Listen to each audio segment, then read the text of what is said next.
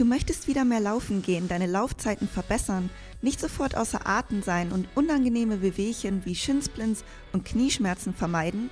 Du möchtest deinen Lauf genießen und die tollen positiven Hormone spüren, die beim Laufen ausgeschüttet werden? Ich verspreche dir, dass du mit meinen heutigen Tipps dahin kommen kannst. Denn um Spaß am Laufen zu haben und das langfristig, solltest du eine optimale Lauftechnik beherzigen. Auch wenn es einfach aussieht, kann Laufen extrem komplex sein. Es ist daher wichtig, sich nicht auf zu viele Dinge gleichzeitig zu konzentrieren. Deshalb gebe ich dir heute meine 3 besten Lauftechnik-Tipps mit an die Hand für eine verbesserte Ausdauer, verbesserte Schnelligkeit und für schmerzfreies Laufen. Und bleib auf jeden Fall bis zum Schluss dran, denn ich habe 4 kostenlose Workouts für dich, die deine Performance verbessern werden. Lass uns mit Tipp Nummer 1 starten, die richtige Atmung. Viele wissen nicht, wie sie beim Laufen atmen sollen und schmeißen deshalb schon schnell das Handtuch. Nur mit der richtigen Atmung wirst du deinen Lauf konstant durchhalten können. Optimalerweise wollen wir immer im gleichen Rhythmus arbeiten. Unser Körper weiß somit genau, worauf er sich einstellen kann und ist in keiner Notsituation.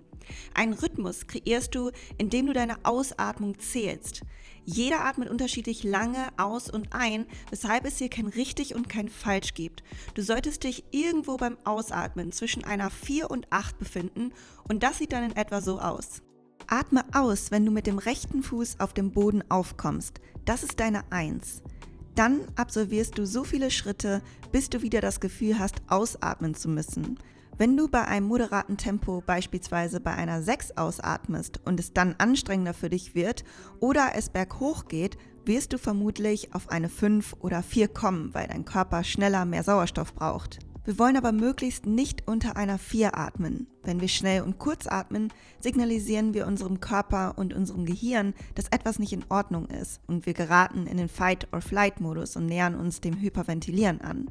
Und das wäre der Punkt, an dem du entweder wesentlich langsamer wirst oder den Lauf abbrechen musst. Am Anfang kann sich das Konzentrieren auf den Atem noch holprig anfühlen. Mit der Zeit wird dein Körper die Atmung jedoch automatisieren und du musst nicht mehr bewusst mitzählen.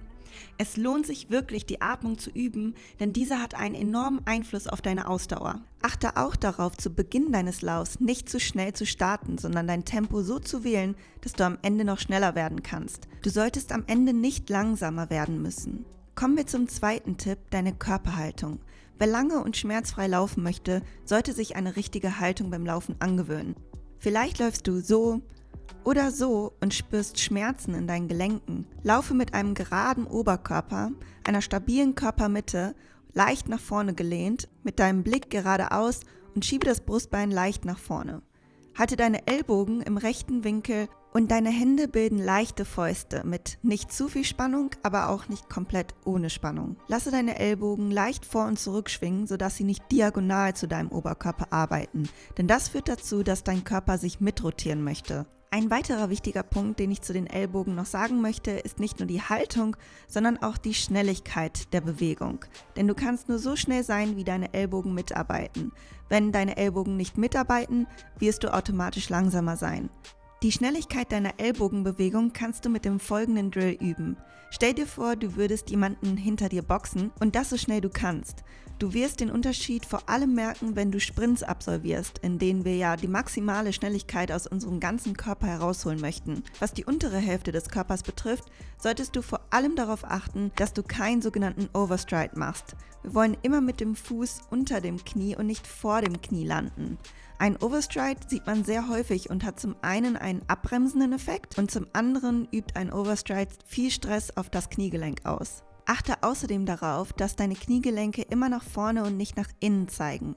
Stell dir dazu 2 parallele, hüftbreite Linien vor, auf denen du läufst. Das wird dich automatisch vor der Überrotation deines Körpers bewahren. Ein letzter Tipp, um deine Knie zu schonen, sind weiche Knie. Halte deine Knie leicht gebeugt beim Landen und nicht komplett gestreckt. Da wir beim Laufen Abermillionen von Wiederholungen in Form von Schritten machen, ist es wichtig, dass jeder Schritt optimal ausgeführt wird und nicht zu Verletzungen führt. Nicht nur die falsche Technik, sondern auch das falsche Schuhwerk kann zu Shinsplints, Plantarfaszitis oder Gelenkschmerzen führen. Ein guter Schuh wird dir einfach viel mehr Spaß am Laufen ermöglichen und deine Leistung und Regeneration positiv beeinflussen. Mein persönlicher Favorit ist der Adidas Ultra Boost. Nachdem Adidas über 1,2 Millionen Fußscans und Tests an Frauen durchgeführt hat und hunderte von Prototypen auf die perfekte Sohle getestet hat, haben sie eine neue Version dieses Modells entwickelt und den Ultra Boost 22 hergestellt. Er wurde so kreiert, dass er die optimale Dämpfung und Reaktionsfreudigkeit ermöglicht und gleichzeitig hilft der Schuh der Umwelt, indem er nicht aus neuen Kunststoffen, sondern aus sogenannten Parley Ocean Plastik verarbeitet wurde. Diesen Schuh gibt es natürlich auch für Männer. Den Link zu dem Schuh findest du in der Beschreibung.